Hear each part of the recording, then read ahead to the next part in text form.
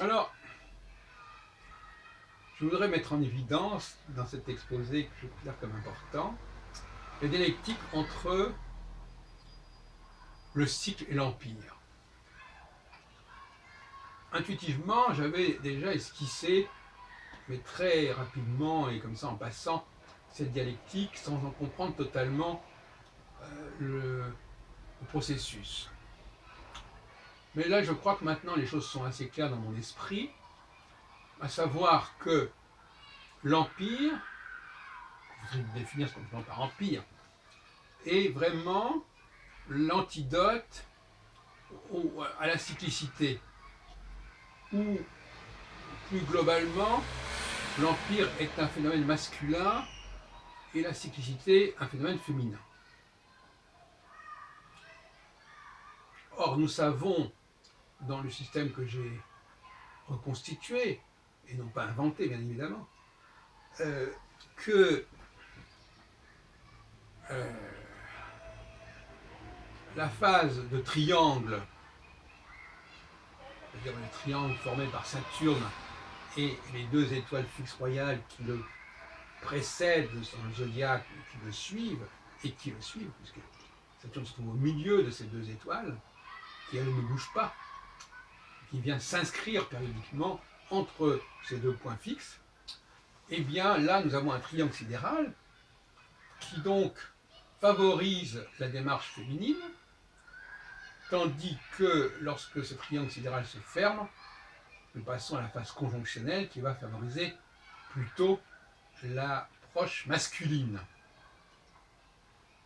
Donc nous essayons, bien sûr, ce faisant, de donner une idée relativement claire de ces enjeux cycliques, tout en n'entrant pas, bien entendu, dans les détails, ni dans un déterminisme définitif.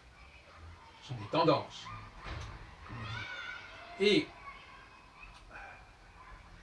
lorsque le triangle sidéral est bien marqué, bien perceptible dans le ciel, au sens pavlovien du mot signal, eh bien, les structures nationales, les divisions entre les différents domaines, les différentes disciplines, les différents métiers sont bien marqués. Chacun, les praticiens de chacune de ces disciplines sont voués à des activités plus ou moins régulières, sinon routinières, et ça fonctionne, ça tourne, ça ronronne. Lorsque le signal du triangle s'estompe, je dirais même s'évanouit, disparaît, puisque la Saturne aura atteint la conjonction avec l'étoile fixe qui se trouvait devant lui, si on peut dire, mais qui ne bouge pas, mais qui va rejoindre dans cette conjonction, eh bien, à ce moment-là, les possibilités de connexion entre les différentes entités considérées se multiplieront. Et c'est ce que j'appelle le processus impérial. Parce que pour moi, la notion d'empire consiste à faire cohabiter, tant sur un plan matériel que intellectuel, tant au niveau de la recherche que de l'action, faire cohabiter des domaines sensiblement distincts, mais qui vont se retrouver englobés dans un seul et même ensemble.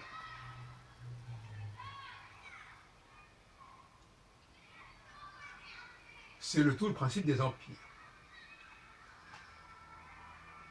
Alors l'empire colonial, par exemple, c'est un empire où la métropole va s'étendre et englober une diversité d'entités qui lui sont au départ étrangères, mais qu'elle va intégrer au sein d'un ensemble qui ne sera pas forcément homogène absolument, mais qui aura au moins, en tout cas, des frontières communes, si on peut dire. C'est-à-dire qui sera bien circonscrit, du moins pendant un certain temps. Puisque l'Empire est quelque chose qui est en mouvement. Il peut avancer, il peut reculer, il peut s'élargir, s'étendre, ou au contraire se restreindre et se limiter.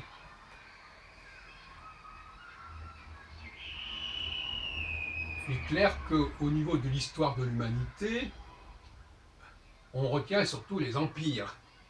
On ne retient pas le travail un petit peu ingrat de la routine des ouvriers. C'est les grands empires territoriaux, mais aussi les grandes conquêtes scientifiques, sans parler des grandes découvertes, bien entendu. Comme on disait pour décrire ce que faisaient des gens comme Christophe Colomb. Ce dépassement des horizons, ce dépassement des frontières, caractérise la phase conjonctionnelle parce que elle ne rencontre pas à ce moment-là le tropisme impérial qui est constant chez l'homme, ne trouve plus en face de lui les murailles, les obstacles du féminin, parce que ce féminin, il est en crise. Et donc, il est en dysfonctionnement. Ça correspond en gros à la nuit. La nuit, le fonctionnement n'est pas le même que le jour. Donc, je rappelle que le Shabbat, c'est la nuit que ça se passe. Et le Shabbat, c'est le contre-pied de l'œuvre de la création. Je ne dis pas la continuation, mais le contre-pied. C'est ma lecture, en tout cas, du premier chapitre de la Genèse. Donc, il faut pouvoir prévoir, que lorsque l'on approche d'une phase conjonctionnelle, eh bien, cela favorise le processus que j'ai qualifié d'impérial, et qu'on peut qualifier aussi de supranational, d'interne, de transdisciplinaire, etc., etc. Il faut donc s'attendre, dans ces périodes conjonctionnelles, qui durent quand même 3 ans et demi, après avoir alterné avec 2 périodes de 3 ans et demi qui sont, elles, triangulaires, si on peut les appeler comme ça, trigonales, eh bien, il faut s'attendre à des mouvements de lignes, c'est-à-dire des extensions, des connexions qui vont se multiplier, qui vont remettre en question un compartimentage qui est le propre de la période triangulaire. J'insiste beaucoup sur ce point. Si on ne comprend pas la dialectique du psychisme masculin et féminin, on ne comprend pas ces enjeux. Évident. Il faut bien comprendre que les femmes, comme les machines d'ailleurs, ont besoin d'être focalisées sur des processus bien définis, et donc rouler comme ça, n'est-ce pas? Il y a des actions un peu machinales, répétitives, qui sont plutôt verticales qu'horizontales, qui sont plutôt donc dans le processus du temps que dans le processus de l'espace. C'est bien ça dont il s'agit. Le cycle nous renvoie à une temporalité et l'empire, quelque part, à une spatialité. Une temporalité qui est également une spécialité et non pas une spatialité. Et c'est le problème des femmes, c'est leur spécialisation et leur hyper-spécialisation, qui n'est pas incompatible avec une certaine forme de médiocrité. Donc je parlais l'autre jour au sujet d'un ouvrage qui s'appelle « La médiocratie » d'un auteur québécois. Et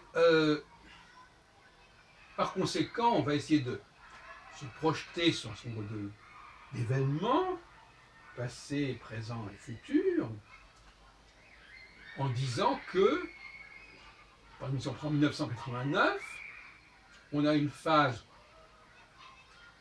de démembrement d'un empire qui est précisément propre à une phase triangulaire.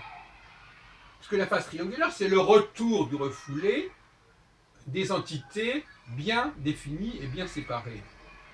Donc, lorsque les femmes retrouvent leur dynamique spécifique, elles vont casser quelque part la dynamique masculine impériale. On l'a vu notamment au lendemain du printemps arabe. Le printemps arabe qui est marqué précisément par la triangulation et qui a fait tomber un certain nombre de leaders. Et notamment, on a vu ce que ça donnait avec Kadhafi en Libye, c'est-à-dire le désordre total. On a vu aussi en Irak ce que certaines interventions ont produit, conduisant à la dislocation de l'État irakien, dont on s'est aperçu qu'il n'était pas aussi homogène que cela et qu'il ne pouvait trouver son unité que par le biais d'un certain État et d'un certain pouvoir et d'un certain leader. Donc, actuellement, nous sommes avec une conjonction qui vient de se produire, qui est en train de se produire, avec une rétrogradation qui va durer encore quelques semaines, une conjonction de Saturne avec l'étoile fixe Antares, qui est installée pour longtemps à 9 degrés du Sagittaire anthropique. Saturne est actuellement à 12-13 degrés du Sagittaire. Donc c'est une affaire récente. Donc on est encore en plein dans la conjonction. Alors qu'est-ce que ça signifie? C'est pas facile à interpréter, je dois l'avouer, dans le cas qui nous intéresse. Donc phase favorable à la notion d'empire, qu'est-ce que ça veut dire? Alors, on va laisser de côté les problématiques impériales dans le domaine de la recherche intellectuelle, de la recherche scientifique, qui pourtant m'intéresse. Moi-même, je m'intéresse beaucoup à l'interdisciplinarité, c'est le moins qu'on puisse dire. Et je suis un des rares astrologues d'ailleurs qui soit dans l'interdisciplinarité. Mais restons au niveau de la seule problématique territoriale, les frontières. D'aucuns diront que l'Europe se porte mal. Et donc ils objecteront en disant, voyez, vous dites que la conjonction est favorable aux empires, si l'Europe est un empire, ça ne va pas très bien. Alors effectivement, on pourrait penser de cette façon. Mais d'une part, toute la question justement est de savoir s'il y a des gens capables de gérer correctement cette Union européenne, puisque justement elle passe par un cap difficile. Et deuxièmement, il y a le problème du Brexit. Et le problème du Brexit, il est complexe. Parce que pour la Grande-Bretagne, il peut s'agir aussi d'un pari mené par le Premier ministre actuel ou par d'autres. À savoir une dimension impériale de la Grande-Bretagne qui lui permettrait à la fois de poursuivre un certain type d'activité avec l'Union européenne, sinon au sein de l'Union européenne, et à la fois de réactiver ou de développer le Commonwealth et d'autres types de relations. Donc c'est une logique qui finalement serait impériale. Et à mon avis, le pari actuel de certains leaders britanniques, il est impérial, justement. C'est-à-dire qu'on leur dit c'est incompatible. Mais la démarche impériale, c'est jamais d'accepter l'incompatibilité. Il faut que ce soit bien clair. Il n'y a pas d'incompatibilité au regard de la démarche impériale. Parce que précisément, c'est casser cette théorie des incompatibilités. C'est de poser la compatibilité comme un principe à résoudre et qui comporte toujours une solution si on a à la tête du projet des gens capables. Voilà, donc je dirais que c'est ainsi que ça se passe. Et la France aurait pu aussi être tentée par ce genre d'aventure impériale, puisque la France et l'Angleterre ont quand même pas mal de points communs au regard de leur passé impérial, leur passé de colonisateur, quel que soit le sens qu'on apporte à ce mot. Donc,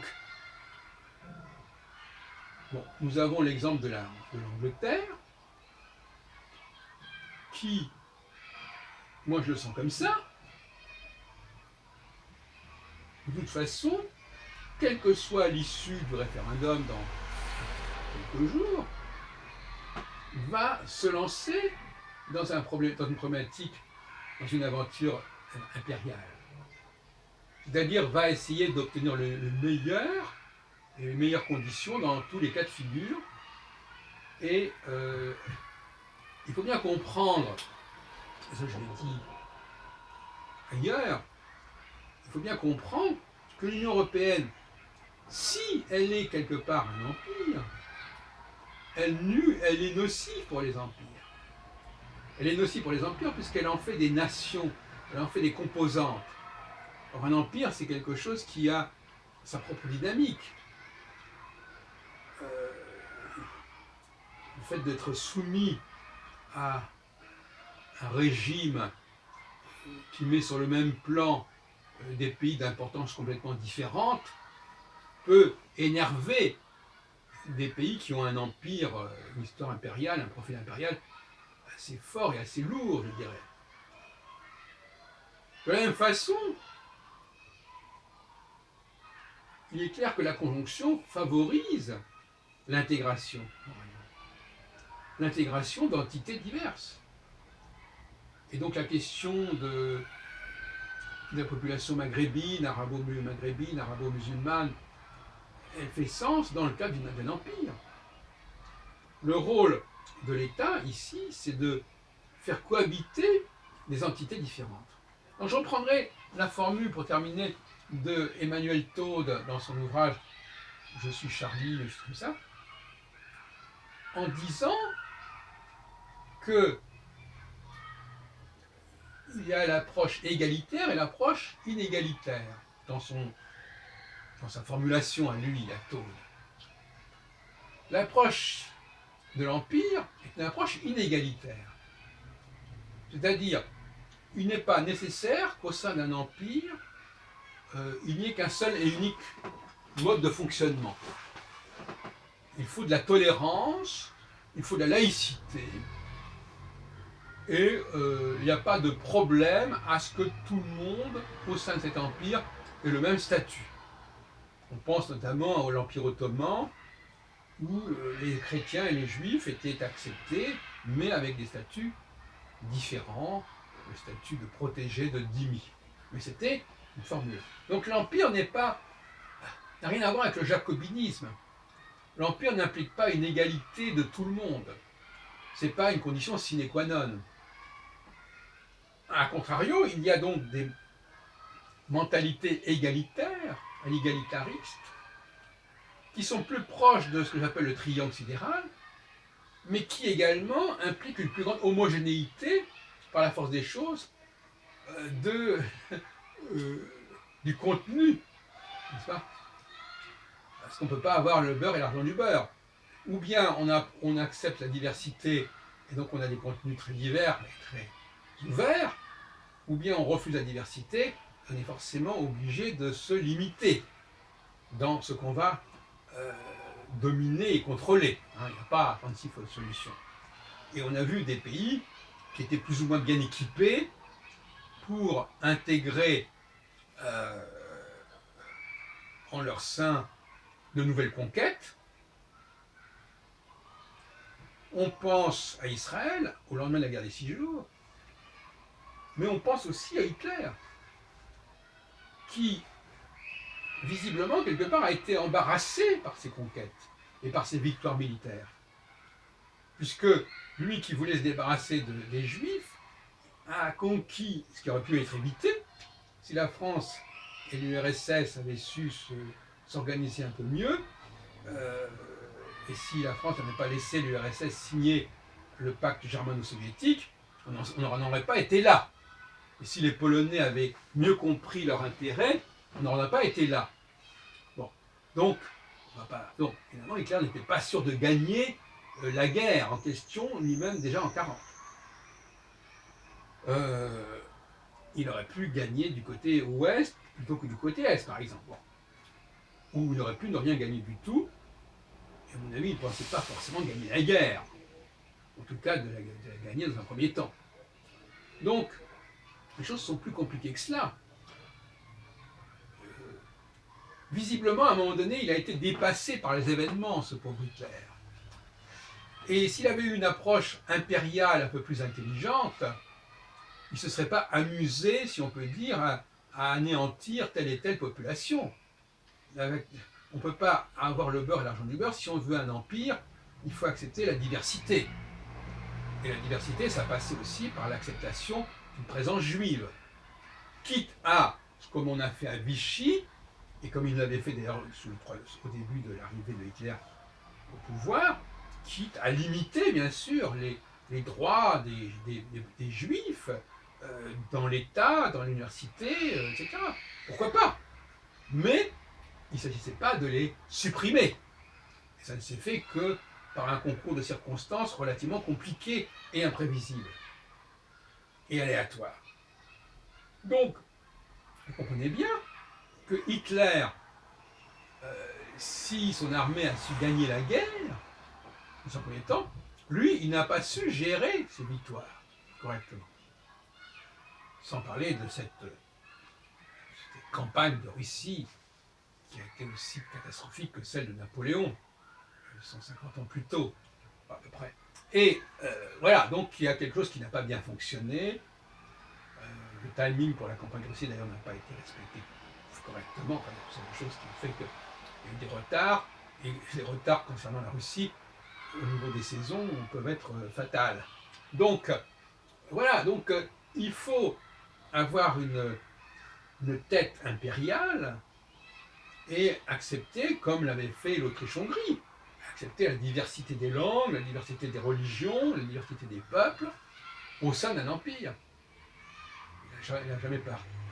L'Autriche-Hongrie, dans laquelle est né d'ailleurs Herzl, le grand sioniste, il est né à Budapest, il a surtout vécu et travaillé à Vienne. Il n'était pas question de supprimer une population pour telle ou telle raison. On pouvait traiter plus ou moins bien telle et telle région, plutôt la Hongrie, de préférence à la Bohème, etc. Mais on était ensemble, quelque part, au sein de cet empire. Voilà, donc je ne vais pas aller plus loin, mais je veux dire par là que la notion d'empire est bel et bien l'antidote masculin qui déstabilise complètement les femmes, puisque ça l'a fait éclater les frontières, éclater les limites entre les différentes disciplines, entre les différentes entités, entre les différents territoires, et ça, c'est très mal vécu par les femmes, et inversement, les femmes sont capables de démanteler, de disloquer les empires, comme on l'a vu en 1989. Alors on me dira, mais c'est pas les femmes qui ont fait ceci, qui ont fait cela. C'est beaucoup plus compliqué que cela. Je dirais que ce sont des valeurs féminines et que les femmes font pencher la balance par leur présence dans un sens ou dans l'autre, même si elles ne... il est évident que si on fait un vote où les femmes votent, la sensibilité qui est celle des femmes à un moment donné va, souvent les différences faibles entre les différents candidats, va faire pencher la balance dans un sens ou dans l'autre. Alors ne disons pas n'importe quoi.